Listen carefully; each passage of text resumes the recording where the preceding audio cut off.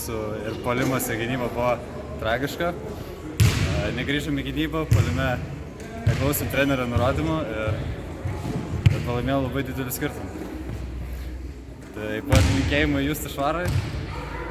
Šiandien negalėjo žaisti, sulaužė ranką, bet tikėkime atgauti greitų metų rotacijai. Ir viskas.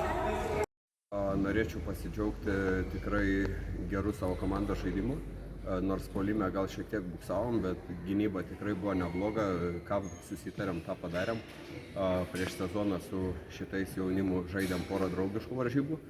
Tai žinom, kad jie yra tikrai stipresnė komanda ir neturėjo kai kurių pagrindinių žaidėjų. Dėl to mums buvo gal lengviau šiek tiek žaisti, nes tiesiog jų pagrindiniai žaidėjai šiandien pritrūko jėgų. Ir 2 kėlinius tikrai pagirtinai kovėsi, bet antroji pusė tiesiog pavargo.